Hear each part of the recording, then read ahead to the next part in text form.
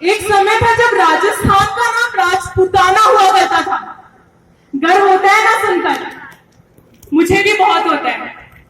पर आपको नहीं लगता कि वो जब गर्व पीछे मुड़कर फिर हमारे समाज को देखता होगा तो शायद शर्मिंदा हो जाता होगा कि क्या यही वो लोग हैं जो आज इतना पिछड़ चुके हैं।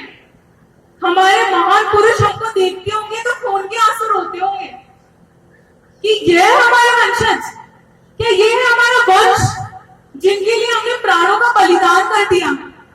आज राजपूतों को चाहिए कि अपने राजपूत भाई के साथ कंधे से कंधा मिलाकर खड़े हो जाएं, ना कि उसकी जड़ें काटे। अरे राजपूत शादियों के नाम पे जमीनें बिकवा रहे हैं, सच में। और दुख और अफसोस तो ये सुनकर होता है जब मुझसे उम्र में बड़े समझदार तजुर्बेमंद लोग 5 लोगों की सभा में ये कहते हैं कि फलाना ने तो 15 लाख का तो गहना दिया है बेटी को और जमीन बेच दी शादी के लिए। सच में गर्व करना चाहिए था क्या इस बात पर? मुझे तो नहीं लगा। आपको पता है वर्तमान की परिस्थितियां कैसी हैं। आज अगर एक राजपूत बना बाईसा सिटी के अंदर 100 का जमीन लेने निकल जाए ना तो 4-5 जीप टटोलते हैं। ये है परिस्थितियां, ये है आज का सच। और आप हमसे बड़े, हमारे इतने महानुभाव समझदार लोग क्या कर रहे हो? हमारे पूर्वजों की जमीनों में शादी जैसी चीज के लिए, शादी जो होनी ही है, जो एक बेसिक चीज है, उसके लिए इतनी अमूल्य चीज जो राजपूत की नींव है उसको बेच रहे हो। सच में एक सगा सगे से जमीन बिकवा रहा है। वो सगा अपने सगे को ये नहीं बोलता साथ में बैठ के कि अरे मेरे सगे दिल पे हाथ रख के जरा बता तो सही कि तू 15 लाख का गहना देगा तो, पर 15 लाख लाएगा कहां से? तू जमीन बेचेगा तो, पर क्या तेरी औलादे नहीं है और जिन्हें जमीनों की जरूरत पड़ेगी? अरे तुमको जमीन देनी है तो अपनी बेटियों को ही दे दो, कम से कम घर की जमीन घर में तो रहेगी। उस जमीन को बेचकर वॉशिंग मशीन, मिक्सर ऐसी चीजें खरीदने के लिए अमूल्य चीज हमारे राजपूतों की नींव बेच रहे हो आप लोग। बहुत शर्मिंदगी होती है ये सुनकर। मुझे पता है आप सभी को ये सब चीजें पहले से पता है, आप सब अवगत हैं सच्चाई से। परंतु एक महान इंसान ने कहा था किसी भी चीज का विनाश की शुरुआत बेवकूफों के बोलने से नहीं होती है, समझदार आदमी के चुप रहने से होती है। हाँ, आप समझदार हो, आपको चुप नहीं रहना चाहिए, आपको बोलना चाहिए। बात को समझना अलग बात है और बात को 4 लोगों को समझाना अलग बात है। ऐसे बड़े बड़े मंचों पे, बड़ी बड़ी सभाओं में खड़े होकर भाषण देकर नहीं, जब 4 लोगों की सभा में बैठे हो ना, तब अगर कोई इंसान ये चीज कुरीति के ऊपर ऐसा बोले कि बहुत ही महान चीज है, बड़ाई की बात है, उसे उसी टाइम कहो कि नहीं तू गलत है। गलत को गलत कहना सीखो, सिर्फ इसलिए चुप मत रहो कि वो क्या कहेगा उसे बुरा नहीं लग जाए इसलिए मैं कह नहीं दूं। अरे उसे बुराई तो लगाना है, उसे पता तो चलना चाहिए कि तू गलत कर रहा है भाई, तू राजपूतों के राजपूत की नींव काट रहा है। ये बात गर्व की तो नहीं लगती मुझे। आज राजपूत को चाहिए कि वो सिर्फ अपने इतिहास पे गर्व ना करे बल्कि इतिहास रचे, बहुत बड़ी बड़ी पोस्ट पे जाए, बहुत व्यापार करे। ये आज राजपूत को चाहिए। राजपूत की बेटियों का मरण बेटी होने की वजह से नहीं हो रहा है, ऐसी मानसिकता वाले लोगों की वजह से हो रहा है जो उन्हें बोझ बना दे रहे हैं।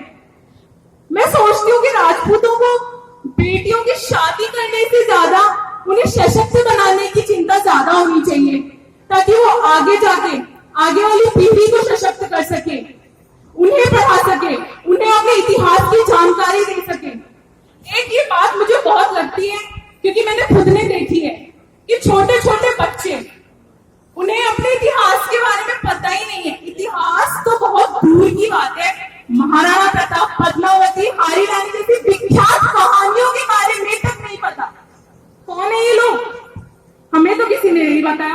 अरे छोटे बच्चों को छोड़ो, लोगों को नहीं पता होगा। क्यों? राजपूत ना, जब वैसे ही राजपूत को मिटाने में दुनिया लगी पड़ी है। जात पात इतना फैल गया है, मजहब राजपूतों की इतिहास को मिटाने में लगे पड़े, हमारी विरासतों को मिटाने में लगे पड़े। कम से कम राजपूत होते हुए आप लोग तो अपनी राजपूती को जिंदा रखिए, इतना तो कर्तव्य निभाइए कि कम से कम राजपूत होते हुए एक राजपूत की बर्बादी का तो कारण मत बनिए। आपने अपने ही सगे की जमीन बिकवा दी। सोचिए, आप एक कर्जे वाली लक्ष्मी लेकर आए हो अपने घर पर, वो लक्ष्मी आपको क्या देगी? वो सगा जिसने अपनी बेटी को पाल पोस कर बड़ा किया, आपकी सेवा करेगी वो बेटी पूरी जिंदगी भर, आपका वंश आगे बढ़ाएगी, आपको दादा दादी बनने का सुख देगी। और आपने क्या किया? उसके ही बाप की जमीन बिकवा दी। शायद इसीलिए बहू को भी बेटी नहीं बन पाती, शायद यही कारण है, क्योंकि वो कभी इस चीज को स्वीकार ही नहीं कर पाती कि ये वो इंसान है जिनको मुझे माँ बाप कहना चाहिए, जिसने मेरे सगे बाप की जमीन बिकवा दी, उसे कंगालिया ही कर दिया। उसे एक बार नहीं पूछा कि तू 11 लाख देगा तो सही, पर ऐ मेरे सगे देगा कहां से? तेरे पास 11 लाख आएंगे कहां से? तो हमें राजपूत भाई के साथ खड़े होना चाहिए, उसका साथ देना चाहिए। शादियों में बोतलों की सभाओं में बैठे नहीं, उनकी अच्छाई में उनका साथ देकर उनकी निंदा मत करो कि वो वहां पहुंच गया, या उसने एक बेस ज्यादा नहीं दिया, उसने एक अंगूठी ज्यादा नहीं दी, उसने ये नहीं किया। अरे उसने जो किया है वो तो देख लो, उसकी तो तारीफ कर दो। उसी के साथ में मुझे एक चीज और खलती है कि राजपूती के साथ साथ हमारा हिंदुत्व भी विनाश के कगार पे जाता जा रहा है। राजपूती को बचाने की जितनी जरूरत है, उतनी जरूरत हमें अपने हिंदुत्व को बचाने की भी है। हमें अपना इतिहास जानने की जितनी जरूरत है, उतना ही जरूरत हमें अपना हिंदू इतिहास जानने की भी है। राजपूती हमारी प्रायोरिटी होनी चाहिए, पर जात पात के नाम पे आप हिंदू भाइयों को भी मत भूलिए, उन्हें भी मत दबाइए। अगर आप ऐसे ही एक दूसरे से लड़ते रहे तो फिर ये जो दूसरे मजहब है हमें फिर से गुलाम बना लेंगे। ये जो दर्द मेरे सीने में ठहरे का मुद्दा है, उसी को मैं आप सभी के सामने प्रकट करना चाहती थी। छोटे छोटे बच्चे जो इतिहास नहीं जानते हैं, उन्हें इतिहास बताओ अपना, ताकि उन्हें पता चले कि राजपूत ये थे, उनकी वीरता क्या थी, उनके सिद्धांत क्या थे, उन्होंने किस लिए बलिदान किया। ये चीज हमें अपने बच्चों में डालनी चाहिए, मातृत्व शक्ति उसमें सबसे आगे होनी चाहिए। तो इन्हीं चिंताओं को, बातों को आप सभी के सामने रखना आज मैंने अपना कर्तव्य समझा। तो इन 4 चंद लाइनों के साथ में मैं अपनी बात को विराम दूंगी। इस संघर्ष में व्यक्ति अकेला होता है, संघर्ष में व्यक्ति अकेला होता है, सफलता में ये दुनिया उसके साथ है। और जिस पर जग हंसा है, और जिस पर ये जग हंसा है, उसी ने रचा इतिहास है, उसी ने रचा इतिहास है। जय हिंद, जय भारत, जय राजपूताना, वंदे मातरम।